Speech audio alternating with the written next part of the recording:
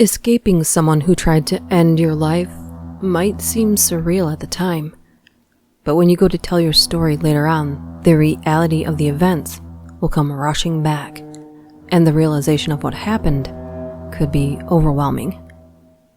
These are more stories of people who escaped a killer. Enjoy.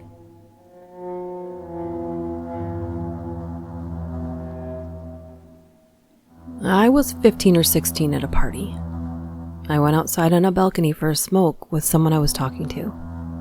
There was already a guy out there. We chatted as a group, and the friend went back inside. I started chatting with the guy who was already out there. He seemed a little funny. He started talking about how he was in the army for a little bit, but got kicked out. Then pulled out a big knife and handed it to me. I looked at it and gave it back to him. At that point, he pushed me against the edge of the balcony, put the knife to my neck, looked me in the eye and said, "Do you know why I wanted to join the army? I wanted to kill people, man, just like you." He then made a slicing sound with his mouth and took the knife away, then started laughing. I went inside, grabbed my girlfriend, and we locked ourselves in a bedroom. He ended up smoking a lot of meth that night and was nailing holes in the wall and beating on the door.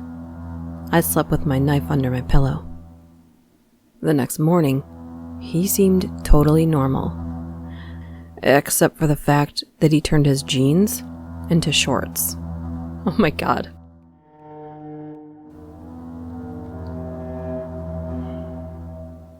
When I was 15, my schoolmate, whose brother I was friendly with, asked me to follow him outside to a lightly wooded area behind our school. This is where the kids used to go smoke. Everything seemed totally normal. We were making casual small conversation, and once we got to the spot, I said, "Hold on, I have to take a piss." Turned my back to him to do the deed.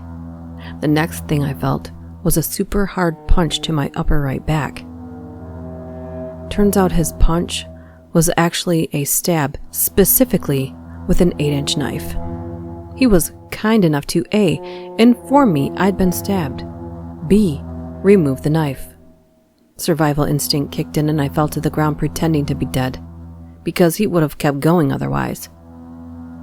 Once I fell to the ground, he took my watch off my hand, which we soon learned, according to him, was the reason for the stabbing. He planned to pawn it, a $200 fossil watch my mom bought me on vacation to Italy a couple years earlier, and buy some coke. Once he ran off, I started getting up and I noticed something was very wrong. I couldn't breathe. My friends happened to be behind the school when I emerged from the wooded area yelling for them to go get help, as I'd been stabbed. They thought I was joking around, as I usually did, but one of them finally came over after I fell to my knees and saw I was being for real. Blood was everywhere. They fetched a teacher who proved to be the human embodiment of incompetence. She got the bright idea to have me lay on my stomach, which could have expedited the process of flooding my lungs with blood. Thankfully, I didn't, as I only stayed in that position for a few seconds. The pain began to intensify as I was constantly gasping for air. But also some nerve damage had been done, and my movement was greatly restricted. They propped me up against the lockers by the back entrance, where my blood coated the wall. It took about 25 minutes for the ambulance to arrive. I was still in a great deal of pain, even with the oxygen mask on. But it was nothing compared to the pain I'd experienced shortly after the ER/OR, where they made a 5 to 6 inch incision under my armpit in order to get at my lung so that they could insert a chest tube. The feeling of having the doctor's hand inside of me, feeling around and holding my lung while I was still awake, is the most bizarre thing I've ever encountered, and a sensation I will never forget. I still don't know why they couldn't have put me under fully for such a procedure, instead of administering local all over my body. At this point, my parents had been brought in. They were in hysterics after seeing me in the OR. Blood everywhere. My mom was at home when the principal called to notify her what had happened and ordered a cop to drive her to the hospital a trauma center about 30 minutes away from our home. My dad was at work on construction site and went into rage, getting together a band of his friends and workers to come to the hospital to find out who did this. They wanted to kill the guy, but my mom managed to talk some sense into him. I was the most innocent 15-year-old kid, never did drugs, alcohol, gangs, etc. And I struggled for a long time with the question of why me, when there were so many worse people out there than me. Not that anyone deserves this kind of punishment. Was a $200 watch worth it? I spent a couple of weeks in the hospital's trauma unit and then further month or two at home recovering. Whoever stitched me up did a terrible job as they kept coming undone, and I had to revisit the ER several times to have them fixed. Bleeding out in public was not fun. Psychologically, it honestly didn't do too much damage, as I think I was just too young to grasp the full weight of what had happened. But physically, I felt the entire area around my upper back and right arm and armpit completely numb for the rest of my life. I was also told that the lung could randomly collapse at any time. Apparently that's a possibility for those that have suffered this kind of injury. But it's been almost 15 years since the incident, and I haven't had any major issues with the lung so far. The guy who did it was 17 and protected by the Young Offenders Act here in Canada, which means he did 0 jail time for this. I think he did get some community service hours. Blows my mind.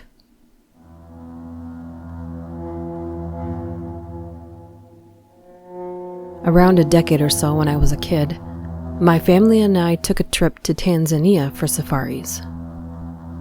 One night near the Kenyan border, we were out spotlighting for bush babies when a pair of headlights appear in the distance and blocks our car. A bunch of dudes with AKs hop out of their truck, and our tour guide drops his head to the wheel and keeps his hands on it. Me being like 10 whined, "What's happening?" My parents basically quietly and sternly told me to shut the hell up and stay down. Anytime the guys with guns asked our tour guide questions, he would just mumble responses and not look up. Apparently, my mom watched the dudes rubbing their crotches and staring at her and my sister. My sister is only a year older than me. After probably around 10 minutes, but it was so long ago and I was so young I really don't know the time, the dudes put their guns down, hop back in their vehicle, and drive away. While pressing our tour guide for questions, we would only get responses like, "Oh, they were just game wardens looking for poachers," and other BS. Turns out it was, according to my parents after snooping around, a Kenyan militia who goes around and kidnaps tourist groups to hold for ransom. They stop one group, call up the owner of the park, preserve, and say basically they'll let this group go if he agrees to pay the ransom, but if he doesn't, they'll kill them and ruin his business if they don't get a certain amount of money. If the game warden agrees to their ransom, then they let the first group go. And if he doesn't, then they kill and or rape them, and then try again with the next group. If he doesn't pay the ransom by then, well, you get the picture. Awfully, although this is one of the more urgent near-death experiences our family had, we still laugh about it since something terrible like this happens on nearly every trip we go on with the family. Israel, Egypt, nearly had bombs go off on us.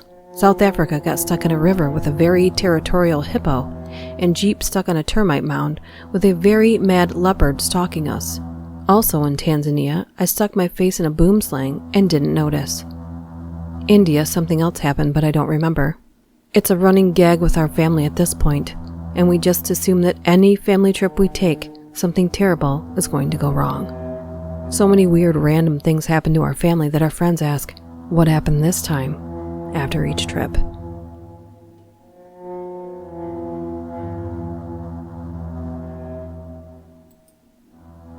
I don't know if this counts because I didn't find out until 10 years later. But when I was 7 or 8 years old, my parents broke up. My dad apparently tried to kill me and my mother, along with everyone else in the household at the time, including the cats. He failed to get into the house. He tried 2 times to complete this action.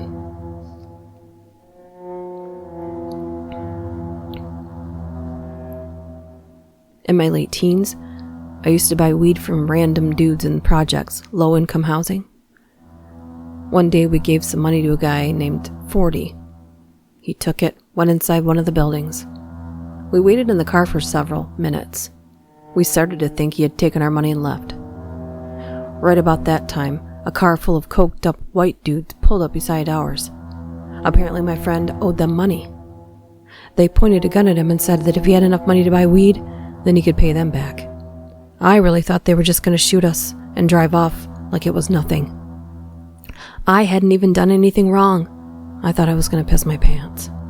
Right about that time, 40 came back out with our weed and an even bigger gun. He scared them away, and then we went back to his apartment and smoked a blunt. What a good man. Turns out he was only selling weed because he had a 6-year-old daughter, and that was the only way he knew to give her a better life than he had. I babysat his daughter occasionally for the rest of that summer. I really hope she did get a decent childhood, and that her dad stayed safe and out of jail.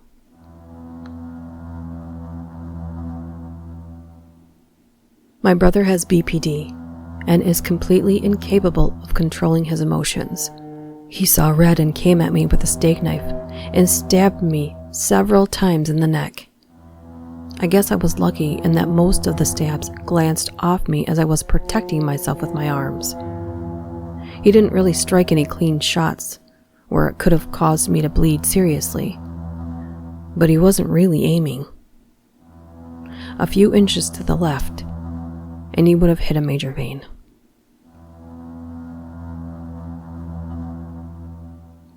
I was 15 and outside in my garage petting my cat. It was November, so it was already dark by 5 p.m. Someone opened the door behind me without me hearing, grabbed me by my ponytail and started dragging me outside. They hit me on my head with a brick and knocked me out. Pulled me halfway around my house when I'm guessing this is when they stabbed me on the left side of my stomach. This must have brought me out of my daze, because my mom said she heard me scream from inside where she and my brother and sister were in the kitchen. They came out the front door and saw me bleeding out on the sidewalk. Called 911. Had 12 stitches, double layer, and a severe concussion, and whiplash. Didn't eat and hardly slept for a week. The person that did this was never found.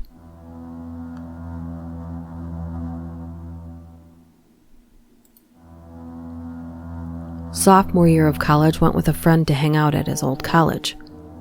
We were supposed to crash with a few friends of his, but we met a few ladies and ended up at a pool party.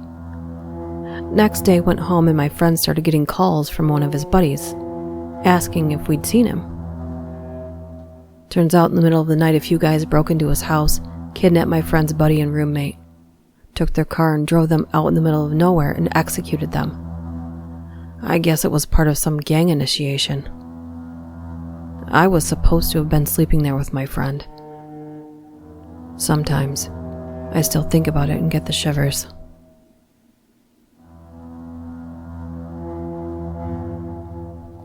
May 18th, 2018. School shooting at Santa Fe High School. I was a sophomore at the time.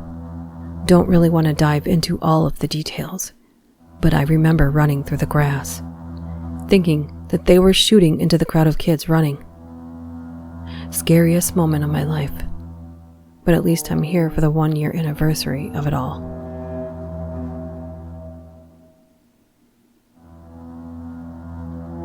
Was walking with a few friends to hit the bars after a bottle of tequila as a young, dumb 17-year-old. Through an abandoned dockyard because screw getting a taxi, we're invincible, right? Well, out of nowhere, a dozen men ran out of the darkness near a crumbling abandoned water tower with knives, shouting at us. So we all take off, naturally. Now we get to the bridge on the other side of the dockyard and my friend gets grabbed and the assailant goes to plant a knife in his back. I grabbed the guy and pulled him into some bushes right by the water's edge. My friends continued to run and made off just fine. I, however, was cornered and stabbed 4 times, including once in the head. As I'm lying against the fence and they're deciding who's going to finish me off, one of them starts shouting my name because I knew him from school. He might have been in the wrong crowd, but he rugby tackled the one that was about to finish me off, pulled down the fence and sent me running. I still think about him from time to time, between the drugs and the PTSD.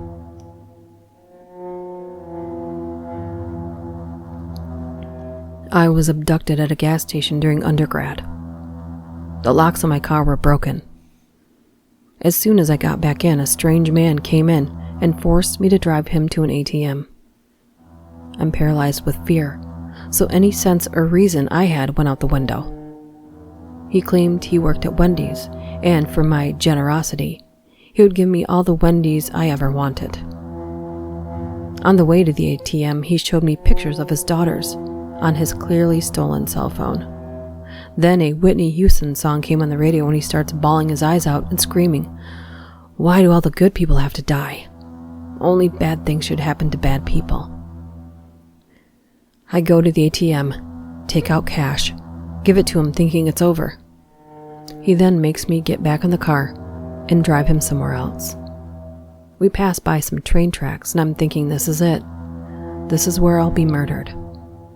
He asks me what I'm studying in school and I tell him biochemistry. I believe in jet propulsion and all that. We're not alone. Aliens are among us. He then pulls me over at a gas station and tells me, "Drive away, sweetheart." I call the cops, had to do a lineup, and apparently this dude had done this with tons of other women, and some were less unscathed than I was.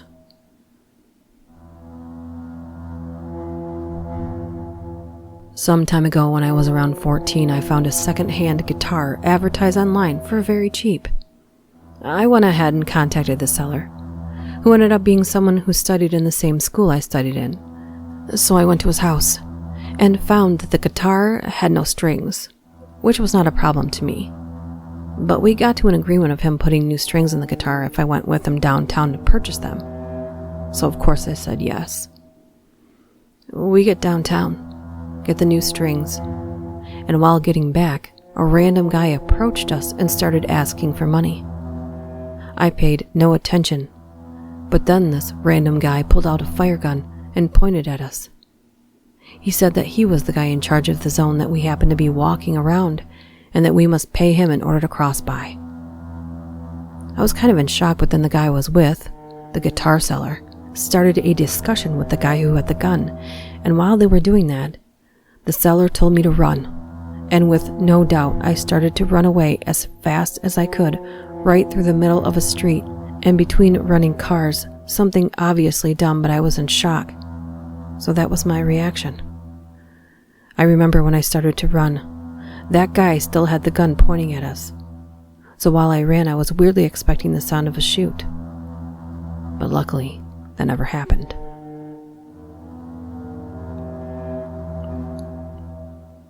I used to live in the outskirts of downtown and would go visit a friend that lived downtown. He lived in a place that's kind of like a halfway house, so he wasn't allowed to have overnight guests. So I'd leave his place around 10 p.m. and catch the bus back home. The streetlights at the nearest bus stop were all out. That made me uncomfortable, so I decided to walk to the next stop, which ended up being an awful decision. There was an older guy under the influence sitting at his bus stop and tried to hit on me. I ignored him, and then he called me a bunch of names and started acting violent. I turned around to walk away, and he reached over and grabbed me by my hair. Starts punching me.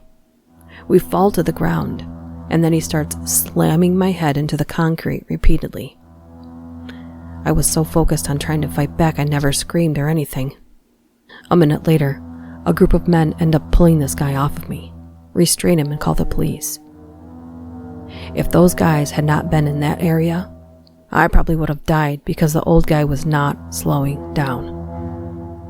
I was too traumatized to show up to court when he was charged, so he only ended up serving 3 months.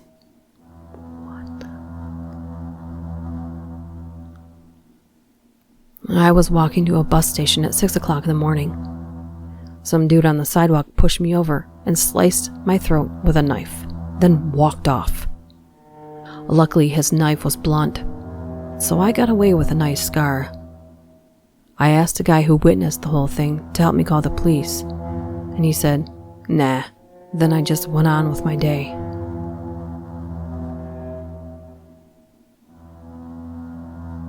My mom got mad at me when I was 20, and I didn't give her money for her birthday, which I'm assuming was to pay off drug dealers of hers. So, she stabbed me between the ribs. Ended up getting stuck in the bone. Had to get it taken out in surgery. Happy birthday, Mom.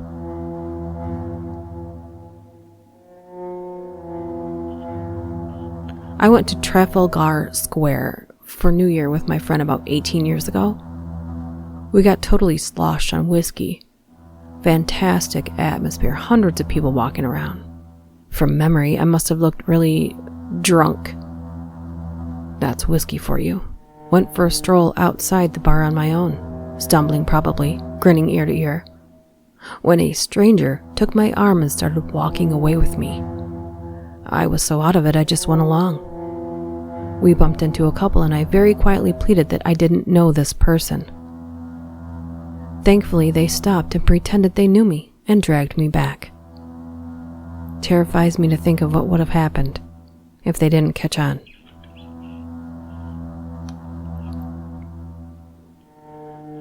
I was riding in a train across Europe. I was running low on money, and even though I had been warned that a woman should not travel alone in second-class seating, I didn't spring for first class. I was sitting alone in one of the compartments that seats 6. This was also a mistake, a very stupid one to sit alone. Eventually, the train stopped and a man got on. He was very drunk. He came into my compartment, and I guess I thought I looked like his ex-wife. He then attacked me. If it were not for the fact that this particular station was the border between 2 countries, I would be dead. Instead, border patrol from both countries were on the train, and while I was unable to scream, the door was open, and at least half a dozen uniformed men jumped in and saved me. I was in the hospital for a little while, but recovered. At one point during the trial, one of the cops asked me if I wanted him and his buddies to hold the guy down while I hit him. I thought he was joking. So I said no. Go ahead, you do it. I was also joking. But it turns out they took it seriously and were about to. I did put a stop to that at least. But they were so offended that someone from their country would attack a young female American tourist. They were furious with him, because so many people there depended upon tourism.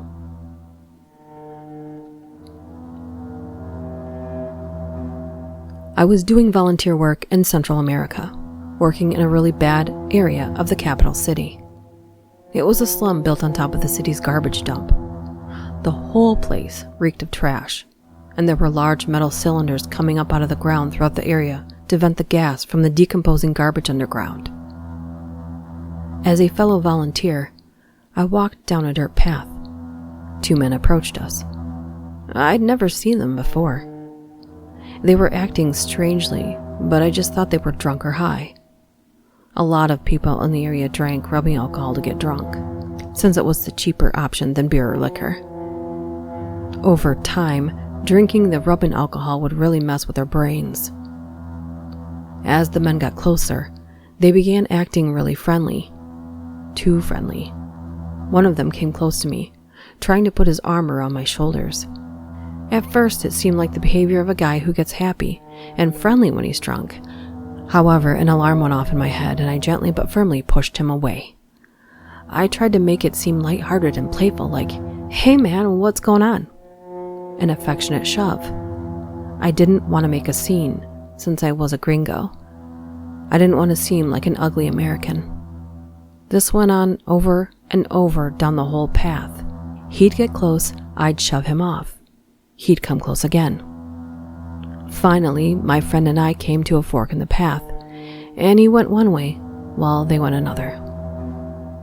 After we got to the house of some people we knew, We told them about the two guys. I was so focused on protecting myself, I didn't even notice much of what was happening with the other guy. They said, "Oh, everyone around here knows him. That's his routine. He comes up to people, pretends to be friendly, puts his arm around them, then pulls out a knife and stabs them in the stomach." That's how close I was to getting stabbed to death.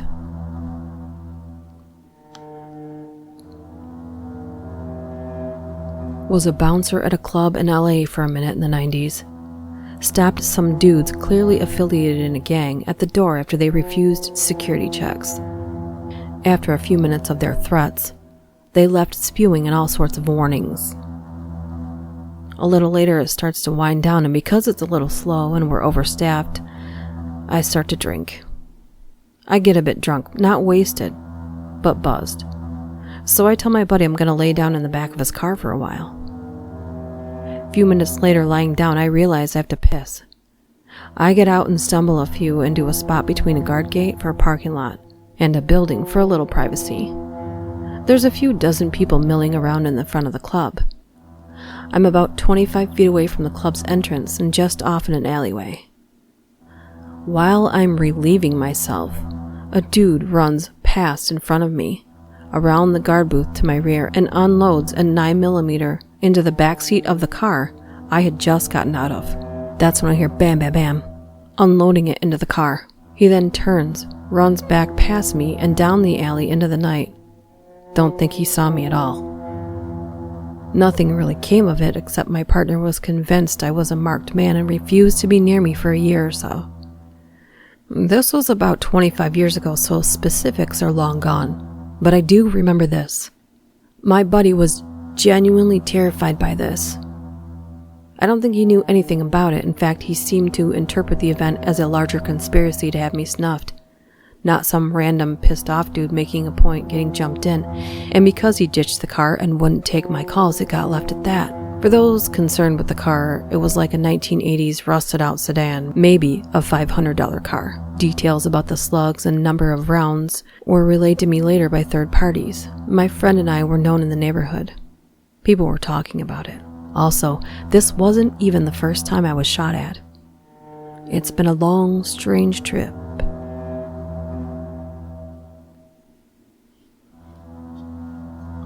I'm a criminal defense attorney. I was representing this guy that had embezzled about $500,000 from his business partner. He was looking down the barrel at several years in prison. A bunch of his assets had already been seized by the government. He was being sued by multiple creditors for north of $2 million and was in the midst of an ugly divorce and wasn't allowed to see his kids. I was one of 3 lawyers he had: criminal, civil, and divorce. He was drinking a lot and using coke. I used to get this incoherent phone call in the middle of the night that ranged from threats to crying. He came into my office one day and asked for me, but I was in court. My secretary said he was completely civil. He then went to his divorce lawyer's office and shot him to death. Got stopped by the police a short distance away, and he was wounded in a shootout. He would later tell the cops that he had come to my office to shoot me that day, and also planned to shoot his civil attorney.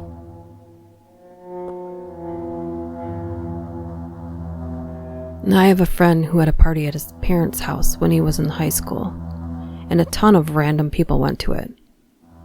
He got super drunk during the party and went upstairs to go to sleep, knowing that his friends would watch the party for him. My friend woke up from his nap to a guy from his school sitting on top of him, stabbing him to death. He was stabbed 7 times before it stopped, and he laid there on the bed dying. The only reason he was alive was because his best friend came upstairs to ask him if it was all right if he made a frozen pizza and found him. The assailant was put in jail and recently was released, and it scares me to know that a guy who wanted to know what it would feel like to kill someone, which is what he said during the trial, is still out and free.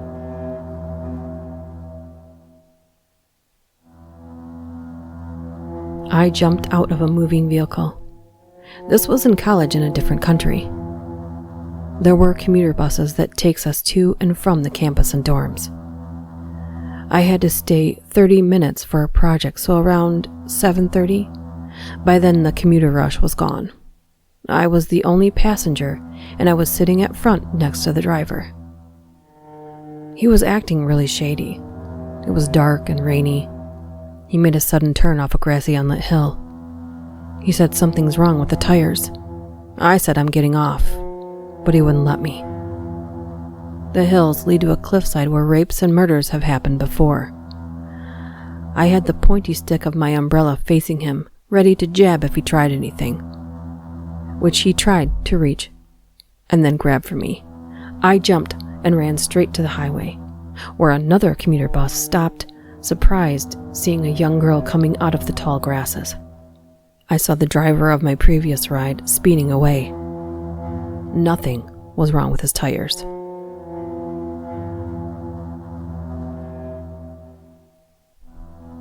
My supposed best friend decided that my wife and I were too perfect.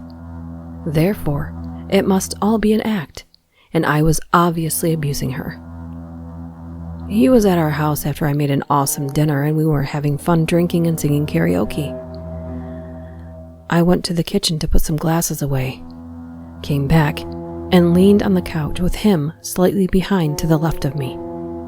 Then I heard a thunk and felt an amazing amount of pain on the top of my head. He had picked up the whiskey bottle on the table and smashed it into my skull. I was confused as to what was happening.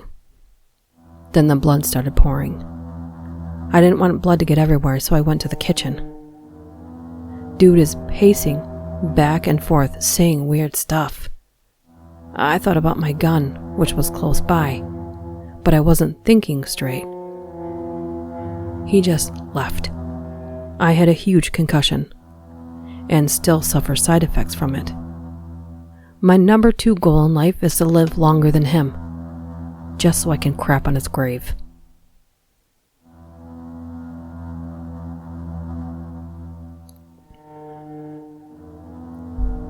I was 18 when this happened. I'm 25 now. Was on my way home at night after meeting a friend. My home was just 10 minutes away from the train station. After a few minutes, I felt someone following me. No big deal, I thought, just someone else walking home. But I started walking faster. I realized the person behind me was catching up. Weird. In my head, I started making up scenarios of how to defend myself if the person would attack me. Never thought it would actually happen.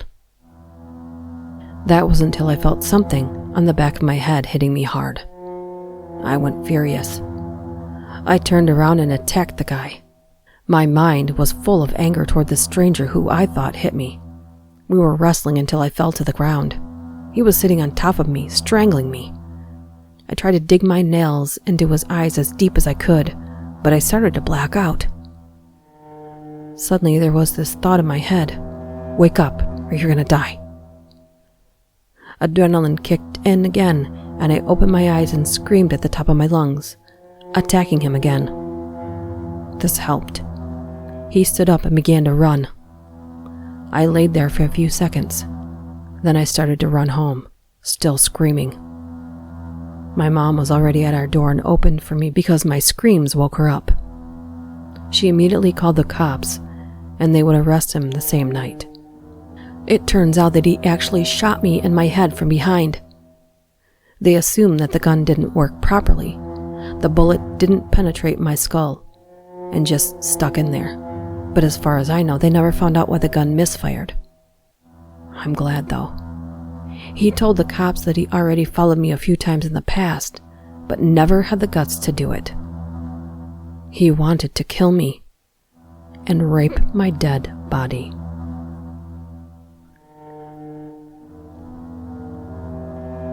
My wife, my kids, and I went to church one time, and we ran into one of my wife's old flings.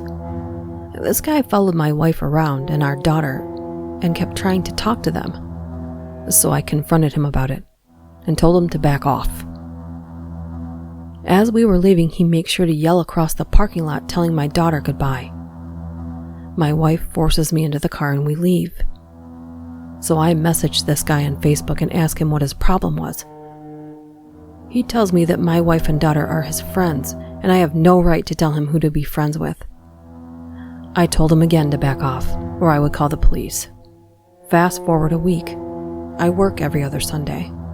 I get a call from the pastor saying that they had to call the police because the guy was causing drama and looking for me. When they arrested him, he had a backpack with him, and in it, a sawed-off shotgun, a meth pipe, and meth.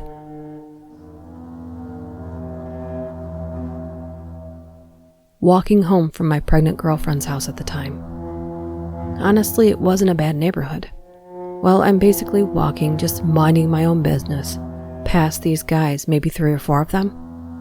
They were heading in the other direction on the other side of the street. Something told me to look back, and right as I did that, one of them had a gun pointed to the back of my head. I turned around fully and was like, yo. They were like, give us your money. I had a wad of dollars. Not sure if it was quick thinking, but I stuck my thumb in between the cash, pulled it out, threw it on the road, and it scattered. And as they went to pick it up, I bolted.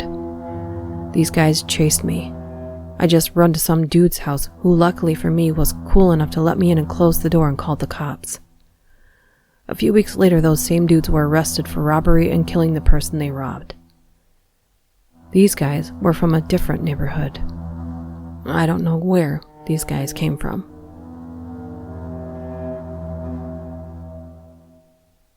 I didn't know it was a murder attempt at the time, but looking back now, it was a definite possibility. In middle and high school, my next-door neighbors were a boy 1 year younger than me and his younger brother who was 4 years younger than him.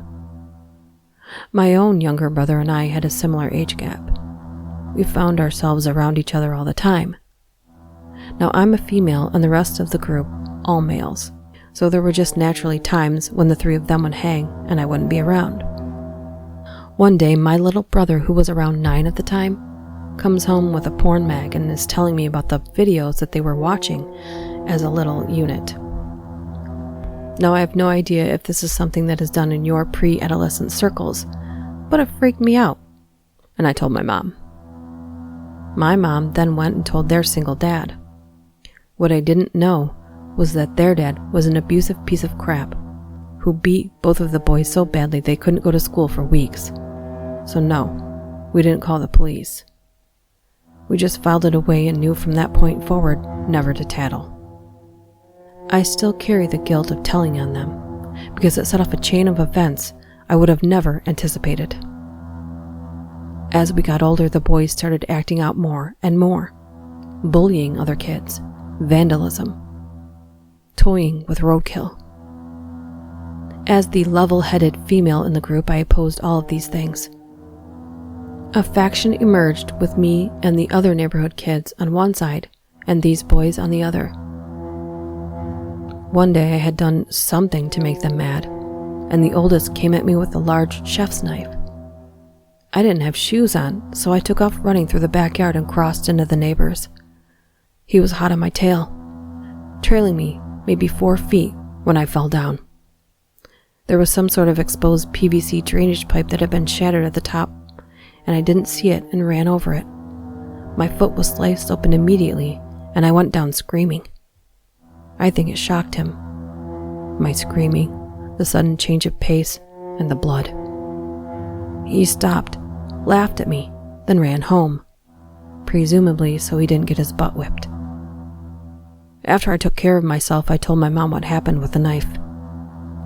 She had started dating someone new, and I think this was the sort of feather that broke the camel's back. We moved to another part of town in the same district, about 10 minutes from our old house. Around the exact same time we moved in, a new family moved into the house on the other side of the boys. Things continued down a bad path for those boys. Over the next year, they got into trouble in school and would randomly show up at our new house, locked out of their own house. The year I went off to college, I received a panicked phone call from my mom telling me to look up the local newspaper. The oldest boy had murdered the girl who moved into the house next to our old house. It was grisly, too. He chopped her up and stuffed her into a trunk that had sat outside in his dad's car all day while a family picnic was happening. He and his little brother got caught trying to throw the trunk into the river from a bridge at night by a cop who happened to be driving by.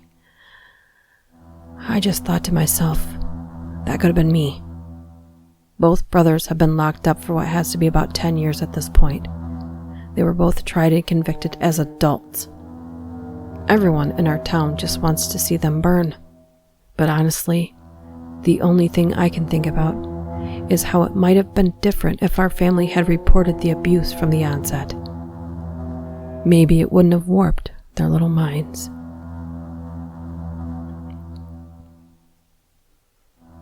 I was pushed off a cliff by a former friend at his own birthday party. He was 14, I was 12. We were on a hike, just the two of us, and he took a detour, and as we reached a steep cliff, and he just up and pushed me off. I caught onto a tree root that was jutting out. There was a big tree growing right where I fell. The root grew in a way that part of it was exposed and made a surprisingly good handle. He didn't catch on and simply left me there. I was there for about an hour, if I had to guess, until someone else was alerted to my presence and managed to get me back up. I still have nightmares about it. I don't know why he did it, but he had been an insane jerk to me for a long time before that, in retrospect.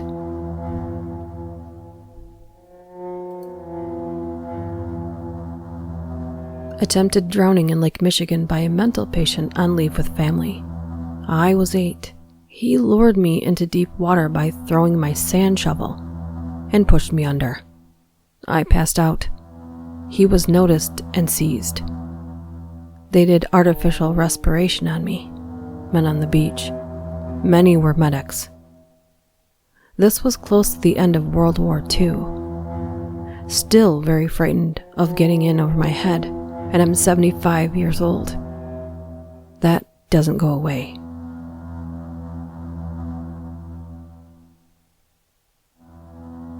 When I was born, my real mother had me put on life insurance as a way to take care of me or make sure I was good at first. And after I hit my 18-month mark, she had shook me so bad I had a swollen brain, bleeding eyes, and I would be in an immense amount of pain. It was called SBS, shaken baby syndrome. She took me to see my dad, who was in prison at the time, and he had noticed the abnormally swollen head I had and asked my real mother if she knows anything about it.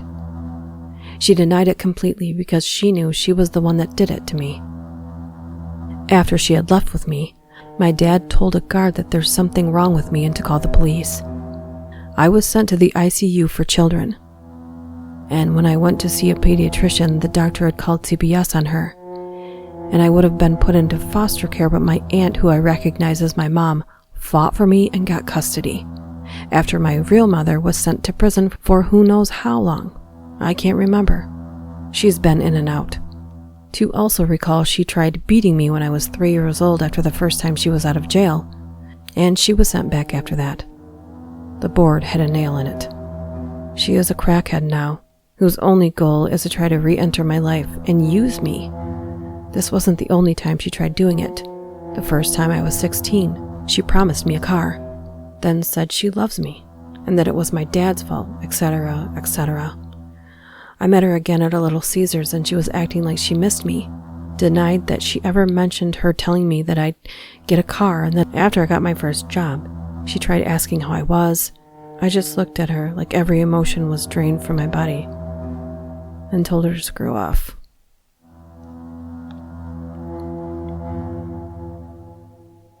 Three men drugged me and kidnapped me. I woke up on a floor with one of them tearing my clothes off and my moon boot broken foot.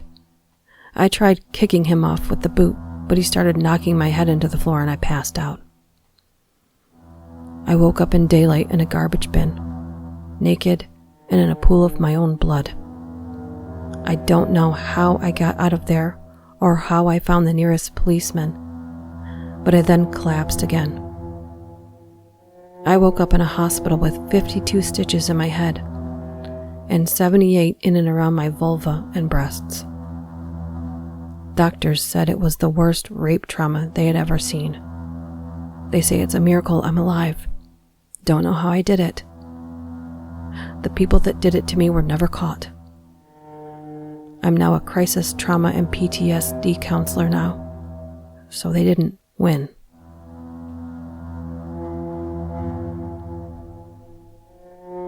I don't know how many years of therapy it might take to overcome these events, and I'm certain it varies by person and event. At the very least, the experience being told to others might save someone else that could recognize the patterns. If you like this video, please hit that like button, and if you're new here, please consider subscribing and hit the bell so you don't miss out on future videos. Thank you for watching. See you next time.